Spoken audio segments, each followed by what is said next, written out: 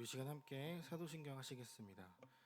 전능하사 천지를 만드신 하나님 아버지를 내가 믿사오며 그 외아들 우리 주 예수 그리스도를 내가 믿사오니 이는 성령으로 잉태하사 동정녀 마리아에게서 나시고 본디오 빌라도에게 고난을 받으사 십자가에 못 박혀 죽으시고 장사한 지 사흘 만에 죽은 자 가운데서 다시 살아나시며 하늘에 오르사 전능하신 하나님 우편에 앉아 계시다가 저리로서 산자와 죽은 자를 심판하러 오시리라. 성령을 믿사오며 거룩한 공예와 성도가 서로 교통하는 것과 죄 지는 것과 몸이 다시 사는 것과 영원히 사는 것을 믿사옵나이다. 아멘. 오늘 함께 부를 찬송은 찬송가 111장입니다. 찬송가 111장을 함께 찬양하도록 하겠습니다.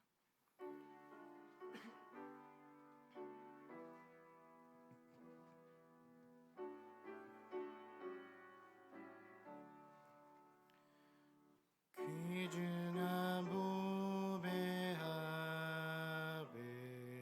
주 앞에 드리고 우리의 몸과 맘도 다 함께 바치세. 진리는 오묘하고 사랑의 성결에 주께서 탄생하신 거룩한 날이세. 주께서 주시는 은혜 한없이 크오니 우리가 받은 것을 감사히 바치세. 기쁨을 충만하고 소망은 불변해 정성과 마음을 다해 경배를 드리세. 들에서 밤을 새며 양치던 목자들 하늘에 빛난 영광 보고서 놀랐네. 천사의 기쁜 소식 목자들 듣고서 찾아와 경배하며 영광을 돌렸네. 아멘. 오늘 함께 나눌 말씀은 스가랴 2장 6절에서 13절의 말씀입니다. 스가랴 2장 6절에서 13절의 말씀인데요. 제 성경책에는 구약성경 1314페이지에 있습니다. 스가랴 2장 6절에서 13절에 함께 교독하신 후에 마지막은 함께 읽도록 하겠습니다. 오호라 너희는 북방 땅에서 도피할지어다. 여호와의 말씀이니라. 이는 내가 너희를 하늘 사방의 바람같이 흩어지게 하였음이니라. 여호와의 말씀이니라. 바벨론 성에 거주하는 시온아 이제 너는 피할지니라. 만군의 여호와께서 이같이 말씀하시되 영광을 위하여 나를 너희를 노력한 여러 나라로 보내셨나니 너희를 범하는 자는 그의 눈동자를 범하는 것이라. 내가 손에 그들을 위해 움직인즉 그들이 자기를 섬기던 자들에게 노략거리가 되리라 하셨나니 너희가 만군의 여호와께서 나를 보내신 줄 알리라. 여호와의 말씀에 시온아 따라 노래하고 기뻐하라. 이는 내가 와서 내 가운데에 머물 것임이라. 그날에 많은 나라가 여호와께 속하여 내 백성이 될 것이요 나는 내 가운데에 머물리라. 내가 만군의 여호와께서 나를 내게 보내신 줄 알리라. 여호와께서 장차 유다를 거룩한 땅에서 자기 소유를 삼으시고 다시 예루살렘을 택하시리니 모든 육체가 여호와 앞에서 잠잠할 것은 여호와께서 그의 거룩한 처소에서 일어나심이니라 하라 하더라. 아멘. 새벽 예배 나오시면서 7분의 성도님께서 1,000번째 예물을 가지고 나오셨습니다. 특별히 감사원금 드리신 분들이 있어서 감사의 제목을 나누겠습니다. 손주 김라의 독일에서 유아세를 받게 됨을 감사드립니다. 매사에 감사드립니다. 가족 건강, 해외 거주, 신앙 잃지 않고 지내고 올 수 있도록 기도드립니다. 아멘. 오늘 우리가 함께 나눈 스가랴 2장 6절에서 13절의 말씀을 통해서 우리의 삶을 돌아보고 또 하나님께서 우리에게 어떠한 말씀에 대한 반응의 요구를 하고 계시는지를 깨닫는 귀한 시간 되기를 소망합니다. 만약 저와 여러분이 노예의 삶을 살고 있다라고 가정해 본다면 어떤 말이 가장 듣고 싶으실 것 같은가요? 저는 지금 좀 이렇게 살이 많이 찌긴 했지만 공수부대에서 군 생활을 했었는데요. 그때 군 생활하면서 제가 가장 듣고 싶었던 이야기는 전역 혹은 민간인의 신분으로 돌아가라 였습니다. 노예와 군대를 비교할 수는 없겠지만 여러 가지 자유를 통제받던 그곳에서 제가 가장 원했던 것은 가고 싶은 곳에 언제든지 갈 수 있고 언제든지 잠을 잘 수 있는 그런 자유였습니다. 군대에서의 삶도 이렇게 답답하고 힘든데 노예의 삶은 어떨지 전혀 전 상상이 가지 않습니다. 물론 그 노예의 삶을 인정하고 받아들인 사람에게는 별로 힘들지 않았겠지만 이스라엘처럼 혹은 우리처럼 자유를 누리던 사람들이 갑자기 그 자유를 억압받는다면 우리는 아마 자유를 갈망하게 될 것입니다. 과거 이스라엘은 노예로 살다가 너무너무 힘들어서 하나님 앞에 부르짖었던 적이 있습니다. 그것은 매일매일 부과되는 그런 노역에서 벗어나게 해달라는 그런 기도가 아니라 진정한 자유를 위한 기도를 그들은 했던 것이죠. 그리고 나서 하나님은 그들에게 자유를 주셨습니다. 그만큼 노예로 사는 것은 참 힘들고 어렵다는 것을 이야기하는 거죠. 6절에서 9절의 말씀을 보면 바벨론에 의해 멸망당한 이스라엘, 그러니까 포로로 끌려가 노예 생활을 하던 이스라엘에게 하나님께서 말씀하시는 내용입니다. 북방 땅에서 도피할지어다 시온아 이제 너는 피할지니라. 하나님께서 이렇게 반복해서 말씀하십니다.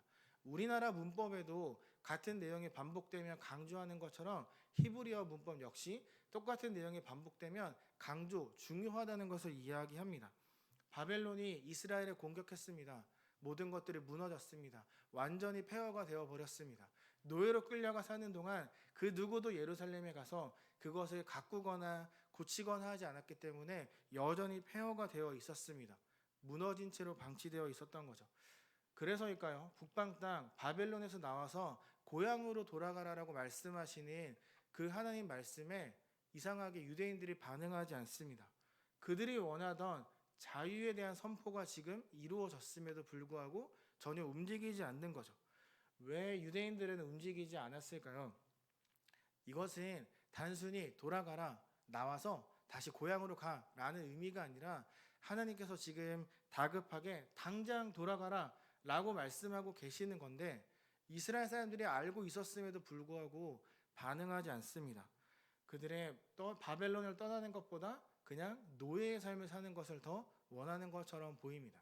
그 이유는 그들이 좋은 환경에서 살고 있었기 때문입니다.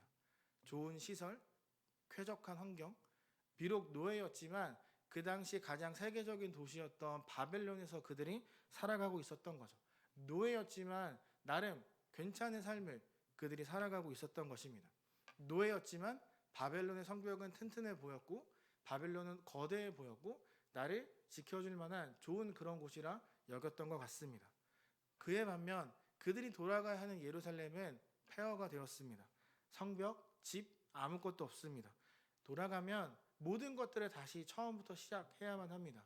집을 짓는 동안, 성벽을 재건하는 동안, 성전을 만드는 동안 혹 다른 나라가 공격해온다면 속수무책으로 당할 수밖에 없습니다. 아무리 생각을 해봐도 고향으로 돌아가는 건 너무 힘들고 어렵고 그런 일들이 지금 내 눈앞에 있다는 상상을 하니 아마 움직이기 쉽지 않았을 것입니다.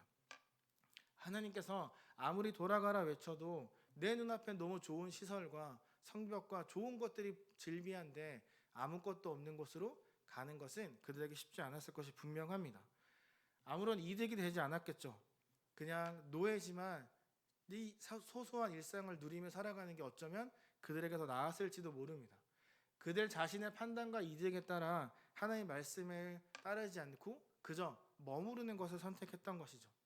다시 말해서 눈앞에 있는 현실에 만족했던 것입니다. 그리고 그 현실에 각종 변명거리를 만들어내며 말씀에 반응하지 않고 있는 것이죠. 그래서 급히 나와 예루살렘으로 돌아가라 라고 말씀하셨던 분이 하나님이란 사실을 그들은 잊어버렸습니다. 돌아가라 라고 말했던 사람이 어떻게 사람들을 불러 모아서 독립하기 위한 독립운동을 하려 했던 그런 일반적인 사람도 아니었고, 강력한 리더십을 가지고 바벨론 왕에게 가서 설득하면서 협상하면서 그들을 끌어내는 사람이 아니라 정말 하나님께서 그들에게 말씀하셨는데 그들이 하나님이라는 존재를 점점 잊어가는 거죠. 그들은 하나님에 대해 잘 알고 있습니다. 그 누구보다 말씀을 읽고 율법에 열심이었던 그들이었기 때문에 말씀으로 세상을 창조하신 하나님께서 지금 그곳에 나와 가라 라고 말씀하시는 것을 머리로는 알았지만 마음으로는 별로 받아들이지 않았습니다. 하나님께서 바벨론을 흩겠다, 심판하겠다 라고 분명하게 말씀하셨습니다. 하나님께서 언젠가 내가 그것들을 멸망시킬 거야가 아니라 멸망시키겠다 라고 분명하게 마음을 먹으셨습니다. 이제 바벨론이 무너지는 건 확증된 미래의 사건입니다. 정말 유대인들이 하나님 믿고 사랑했다면 그 바벨론을 심판하겠다는 그 말씀의 의미를 바로 알아차렸을 것이 분명합니다. 그리고 반응했을 것입니다. 비록 하나님께서 어떻게 심판하겠다라고 구체적으로 말씀하시진 않았지만 정말 그들이 마음속으로 하나님을 믿고 있었다면 그 말씀에 분명히 반응했을 것입니다. 하지만 그들의 마음에는 하나님을 신뢰하는 마음이 좀 없었던 것 같습니다. 그냥 겉모습만 혹은 말만 하나님의 백성이었던 그들의 모습이었을 것이라 저는 생각합니다. 사실 하나님은 모든 계획이 있으셨습니다. 아무 목적도 아무런 계획도 없이 그저 돌아가라 말씀하지 않으셨습니다. 10절에서 13절을 보면 하나님은 비록 아무것도 없지만 하나님을 신뢰하고 예루살렘으로 돌아가기만 한다면 그들에게 안전과 또 영광스러운 미래를 줄 거라고 말씀하십니다. 과거에 이들의 조상들이 애굽에서 나와 아무것도 없었던 광야를 지나 약속의 땅에 가서 모든 것들을 전쟁하며 쟁취했던 그때처럼 하나님께서 내가 너희와 함께 하겠다라고 분명하게 말씀하고 계십니다. 저는 이 말씀을 묵상하면서 저의 삶을 좀 되돌아보게 되었습니다. 어쩌면 저뿐만 아니라 우리 모두의 삶도 이와 비슷하지 않을까라는 생각을 했습니다. 예수 그리스도를 믿고 구주로 고백하고 이곳에 나와서 우리도 말씀을 듣고 예배하고 기도하고 그런 신앙생활을 하고 있지만 우리가 살아가고 있는 이 세상은 정말 죄가 너무나 가득해서 우리가 하나님만을 바라보지 못하도록 만드는 사건들이 너무 많기 때문이죠. 그 믿음과 구원의 감격을 알고 있지만 온전히 누리며 살아가지 못하도록 우리를 짓누르는 환경들이 너무 많다는 것이죠. 세상의 문화는 우리의 마음과 정신을 온통 빼앗아가고 하나님이 생각나지 않도록 만듭니다. 하나님보다 당장 내 눈앞의 현실 혹은 내가 쥐고 있는 것, 내가 의지하는 것들이 더 크게 보이도록 만듭니다. 저뿐만 아니라 우리 모두에게도 분명히 마음과 정신을 빼앗아가는 무엇인가가 있을 거라 생각합니다. 제가 말씀을 준비하면서 곰곰이 생각해 보았습니다. 아침에 일어나면 가장 무엇을 하고 있었을까? 기도하며 하나님께 감사하면 참 좋겠지만 저는 눈을 뜨면 먼저 휴대폰을 열어 뉴스를 확인합니다. 코로나에 대한 긍정적인 이야기가 나오지 않을까? 우리가 예배를 드리고 모이는 것에 대한 긍정적인 기사들이 있지 않을까? 라는 기대를 하면서 계속 기사를 먼저 보게 되더라고요. 하루의 첫 시작을 하나님이 아니라 다른 것으로 시작하니까 하루 종일 마음이 너무너무 힘든 거예요. 이것이 상황이 도대체 언제 해결될까? 언제 바뀌게 될까? 그러니까 하나님보다 온통 다른 것에 집중하고 있으니까 하나님의 말씀을 읽어도 그게 오랫동안 지속되지 않고 계속 걱정만 하게 되는 거죠. 온통 제 마음과 시선이 다른 곳을 향해 있다는 거죠. 하나님을 생각하고 묵상하는 게 아니라 하나님만 빼고 생각하고 살아가는 모습이 저에게 있다는 것을 알게 되었습니다. 그런데 더 큰 문제는 결정적인 순간에조차 하나님이 떠오르지 않는다는 거예요. 우리의 매일의 삶이, 저의 매일의 삶이 하나님보다 다른 것들이 향해 있으니까 정말 결정적인 그 순간에도 하나님보다 내가 의지하고 있었던 것, 내 경험, 내 생각들을 자꾸 의지하고 생각하게 되는 거죠. 그러면서 우리는 알지 못합니다. 하나님이 아닌 다른 것에 빼앗겨버린 그 시간 동안 우리의 마음이 병들고 너덜너덜해지고 또 빼앗길 대로 빼앗겨버린 모든 것들이 사라진 소진되어버린 마음만 남았다는 것을 우리는 잘 알 수 없습니다. 그렇게 힘들 때 하나님의 찾기라도 하면 정말 다행인데 이미 하나님이 아닌 다른 것에 빼앗겨버린 우리들의 마음은 하나님이 생각나지 않도록 만든 거죠. 하나님과 전혀 무관한 삶을 살아가도록 만드는 거죠. 우리의 몸은, 우리의 생각은 말씀을 읽고 있고 예배를 드리고 있지만 정작 문을 열고 나갔을 때 우리의 삶은 바뀌지 않는 이유는 어쩌면 우리가 이 유대인들처럼 하나님을 믿는다 말하지만 우리의 마음구석 그 조그만 곳에 틈을 두고 있기 때문에, 다른 것들에 발을 걸치고 있기 때문에 그 결정적인 순간에조차 하나님이 떠오르지 않는 것은 아닐까 생각합니다. 하나님은 우리에게 분명하게 말씀하십니다. 세상의 문제에 짓눌려 있지 말고 둘러싼 환경에 주눅들지 말라고 분명히 말씀하십니다. 오늘 말씀을 통해서도 여호와 하나님께서 함께 하시겠다, 내가 너와 함께 하겠다라고 말씀하시면서 아무리 큰 문제라 해도 하나님 앞엔 작은 것이라 말씀하고 계십니다. 우리가 우리의 환경이 너무 어렵다 해도 그 환경을 허락하시고 환경을 만드신 분조차 하나님이라는 것을 정말 믿는다면 그 환경을 이겨낼 힘과 해답을 주실 분 또한 하나님이라는 것을 우린 생각해내게 될 것입니다. 하나님을 정말로 신뢰하는 저와 여러분 되기를 소망합니다. 어떤 상황에서도 정말 하나님을 먼저 떠올릴 수 있는 그 마음이 회복되는 이 시간 되기를 원합니다.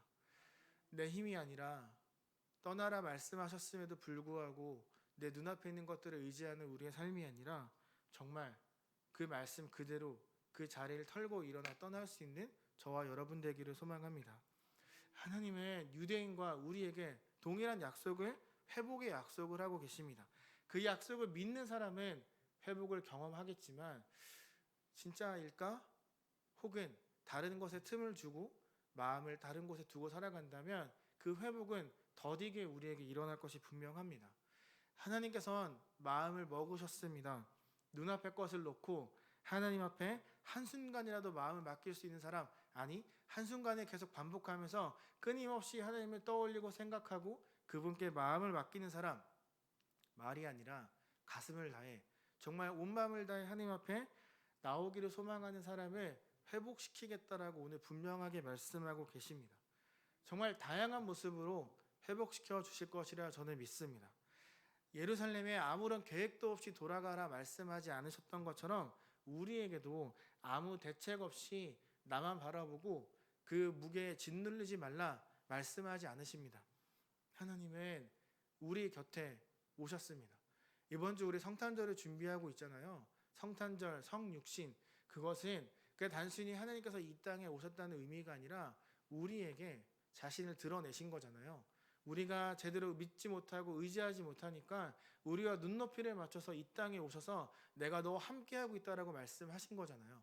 우리가 정말 그것을 믿고 있다면 하나님 앞에 정말 마음을 드릴 수 있는 그런 기도를 드리는 이 시간이 되었으면 좋겠습니다. 예수 그리스도의 오심을 준비하는 한 주, 유대인처럼 내가 가진 어떤 것을 의지하고 있지 않았는지, 혹은 그것이 하나님보다 나에게 더 큰 영향을 주고 있진 않았는지를 생각하며 묵상하는 이번 한 주가 되기를 원합니다. 그렇게 예수님에 대해서 좀 더 많이 묵상하고 이번 주만큼이라도 특별히 더 하나님에 더 묵상한다면 그 성탄절의 의미가 우리에게 또 색다르게 또 다른 은혜로 다가올 것이 분명합니다. 오늘 이 시간 함께 기도함을 통해서 내 손에 쥔 것들을 내려놓고 예수 그리스도가 그 자리를 대신하기를 간절히 소망합니다. 제가 기도하고 주기도문으로 마무리하도록 하겠습니다. 하나님, 오늘 우리가 함께 이 자리에 모여서 또 기도하고 하나님을 찾습니다. 우리가 온통 다른 것에 마음을 빼앗겨 버렸던 유대인의 모습을 통해서 나의 삶을 돌아보게 하시고 하나님 말씀에 순종하지 못했던 모습들이 우리에게 있었다면 이 시간 기도함을 통해 하나님 앞에 고백함을 통해 그 마음들이 다시 회복될 수 있도록 도와주시옵소서. 예수님에 대해 더 묵상하는 우리에게 정말 더 큰 은혜와 위로와 회복의 은혜를 보여주시기를 간절히 소망합니다. 하루 살아가는 모든 제 가족들에게 하나님의 풍성한 사랑이 가득 넘치기를 소망하며 사랑이 많으신 예수 그리스도의 이름으로 기도합니다. 아멘. 하늘에 계신 우리 아버지여, 이름이 거룩히 여김을 받으시오며 나라의 임하옵시며 뜻이 하늘에서 이루어진 것 같이 땅에서도 이루어지니이다. 오늘날 우리에게 일용할 양식을 주옵시고 우리가 우리에게 죄 지은 자를 사하여 준 것 같이 우리를 시험에 들게 하지 마옵시고 다만 악에서 구하옵소서. 대개 나라와 권세와 영광이 아버지께 영원히 있사옵나이다. 아멘. 우리 함께 이 시간 공동 기도 제목과 또 개인 기도를 드리는 시간이 되기를 소망합니다. 첫 번째로는 우리 성탄하신 예수님께 감사와 예배로 경배드릴 수 있는 우리가 되게 하소서. 또한 코로나19가 더 악화되지 않게 하시고 교회와 성도들을 지켜주시기를 소망합니다. 또한 강화된 사회적 거리두기로 인한 소상공인들의 어려움에 피할 길을 허락하여 주시고 한 해를 감사와 소망으로 마무리하는 믿음의 성도들이 되게 해달라고, 또 마지막으로 함께한 아름다운 동행을 이어갈 함께할 행복한 동행의 복을 우리에게 달라고 함께 기도하시고, 또 말씀을 통해 깨달은 것들이 있다면 혹은 하나님 앞에 갖고 나온 기도 제목들이 있다면 이 시간 함께 기도하도록 하겠습니다. 다 같이 기도드리겠습니다. 네, 오늘도 우리가 이 시간 모여서 말씀을 듣고 기도합니다. 우리가 또 나만의 기도를 하는 것이 아니라 함께 교회를 위한